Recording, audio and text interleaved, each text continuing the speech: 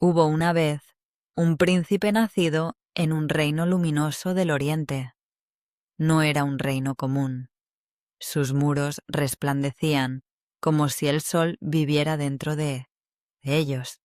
Sus salas estaban adornadas con piedras preciosas. Sus jardines parecían suspendidos entre la tierra y el cielo. Y en el centro de aquel reino gobernaban sus padres, soberanos sabios y antiguos, rodeados de dignidad y misterio. El joven príncipe creció entre riquezas, himnos y vestiduras de gloria. Llevaba una túnica espléndida que parecía tejida con luz. Sobre sus hombros descansaba un manto que lo distinguía como hijo del reino. Todo en su vida hablaba de origen, de nobleza y de destino. Pero un día sus padres lo llamaron a su presencia. Lo hicieron sentar ante ellos y le hablaron de una misión que solo él podía cumplir. Le dijeron que, lejos de su patria, en Egipto, yacía una perla de gran valor. No era una joya cualquiera, era una perla única, guardada por una serpiente terrible que permanecía enroscada a su alrededor, vigilándola noche y día. Si el príncipe lograba traer aquella perla de regreso, recibiría de nuevo su túnica de gloria y su manto real, y compartiría, junto a su hermano mayor, la herencia del reino. Pero para emprender el viaje debía despojarse de sus vestiduras luminosas. No podía partir revestido con la majestad de su casa. Debía cruzar tierras lejanas con aspecto sencillo para no llamar la atención de los guardianes del mundo inferior. Así, sus padres le quitaron la túnica y el manto. Lo vistieron con ropas humildes. Le entregaron provisiones, bendiciones y un pacto, y lo enviaron fuera del reino. El príncipe descendió desde las alturas de Oriente, atravesó una región tras otra, pasó por las fronteras de Mesena, cruzó tierras extrañas, vio ciudades, caravanas y desiertos, y al fin llegó a Egipto, la tierra donde debía recuperar la perla. Allí todo le resultó diferente. El aire era más denso, la luz parecía más pesada, los rostros de la gente eran desconocidos, sus costumbres le eran ajenas, y sin embargo, como ocurre a veces con lo que nos aparta de nosotros mismos, aquel país terminó envolviéndolo poco a poco. El príncipe trató al principio de mantenerse oculto. Recordaba su misión, sabía que había llegado para recuperar la perla y regresar, pero comprendió que no podía acercarse de inmediato a la serpiente. Primero, tenía que mezclarse con los habitantes de la tierra extranjera. Debía pasar inadvertido, así que se vistió como ellos, se sentó entre ellos, comió su comida, escuchó sus palabras, y cuanto más tiempo pasó entre los egipcios, más débil se volvió el recuerdo de quién era en realidad. Aquello comenzó como una estrategia, terminó convirtiéndose en olvido. El príncipe, que había venido de un reino de luz, empezó a vivir como si siempre hubiera pertenecido a aquella tierra. Se acostumbró a su pan, a su vino, a sus plazas, a sus mercados, y, poco a poco, cayó en un sueño más profundo que el del cuerpo. Olvidó su patria, olvidó a sus padres, olvidó la perla, olvidó la serpiente, olvidó incluso la túnica gloriosa que alguna vez había vestido. Vivía, pero como quien ha olvidado por qué vive. Entonces, muy lejos de allí, sus padres supieron lo que le había ocurrido. Comprendieron que el príncipe había caído bajo el hechizo del olvido y decidieron despertarlo. No enviaron un ejército, no enviaron un mensajero ordinario, escribieron una carta, la firmaron el rey y la reina, la sellaron con el sello del reino, y en ella pusieron toda la fuerza del recuerdo. La carta le decía al príncipe quién era, le recordaba que era hijo de reyes, le recordaba la perla, le recordaba la serpiente, le recordaba la túnica luminosa que lo esperaba, le recordaba que no había nacido para dormir entre extranjeros, sino para despertar, vencer y regresar. Pero aquella carta no viajó como lo hacen las cartas comunes. Cruzó montañas, llanuras y desiertos, y adoptó la forma de un águila.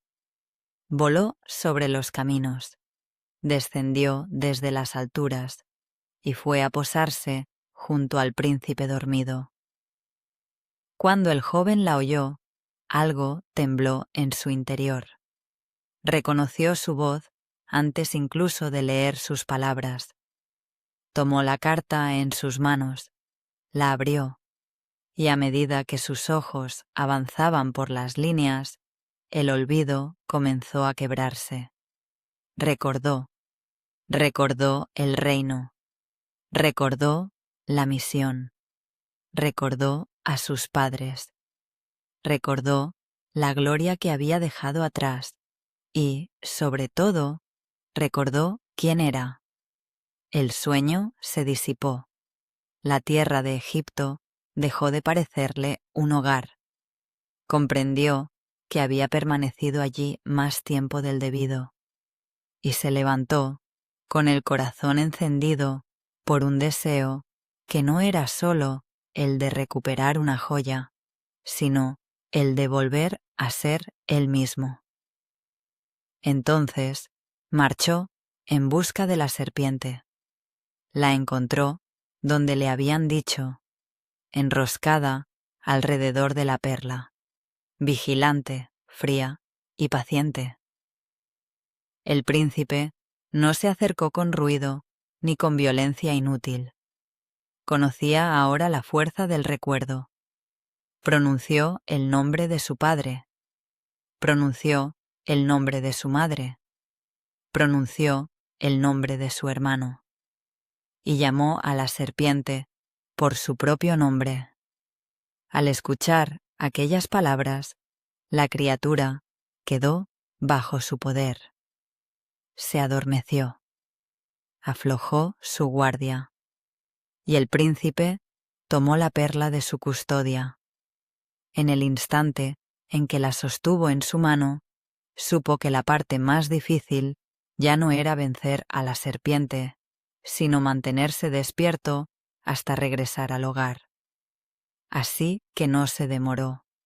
Abandonó Egipto, retomó el camino de Oriente, y durante el viaje la carta siguió acompañándolo. A veces era una voz, a veces un resplandor, a veces una memoria viva que marchaba a su lado. A medida que se acercaba a su patria, el peso de las tierras extrañas se desprendía de él.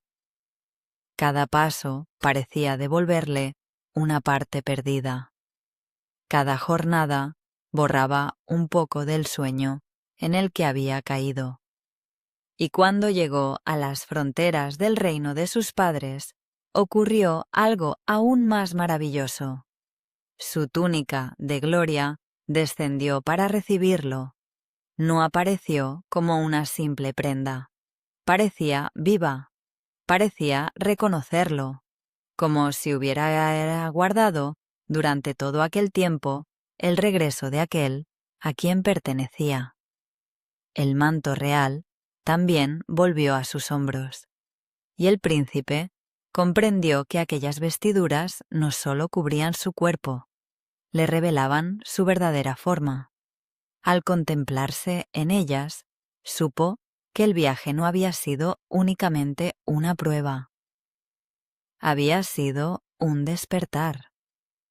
Regresó al salón de sus padres llevando la perla.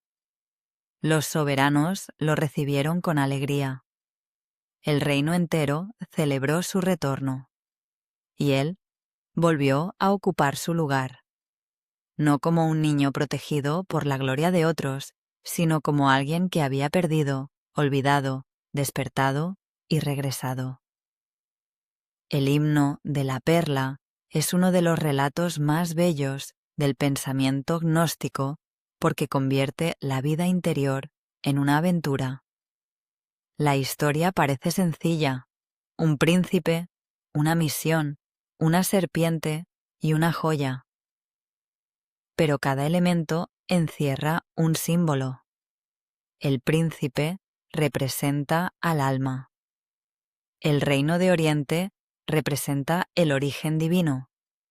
Egipto representa el mundo del olvido, la materia y la distracción. La serpiente representa la fuerza que guarda aquello que el alma debe rescatar. La perla representa el conocimiento verdadero, la esencia perdida o la chispa interior que ha quedado escondida en el mundo. Y la carta representa el despertar, la llamada, la memoria de lo que realmente somos. Eso hace que la historia siga resultando poderosa incluso hoy. No habla solo de un viaje antiguo, habla de la experiencia de vivir alejados de nosotros mismos, de olvidar lo esencial, de acostumbrarnos a lo que nos adormece y de necesitar una voz que nos recuerde nuestro origen. El príncipe no regresa simplemente con un tesoro, regresa con conciencia, con memoria, con una identidad recuperada. Tal vez, por eso este relato ha permanecido vivo durante tantos siglos, porque su verdadero centro no es la perla, es el recuerdo, el momento en que alguien escucha una llamada, despierta y comprende que no había venido al mundo para quedarse dormido.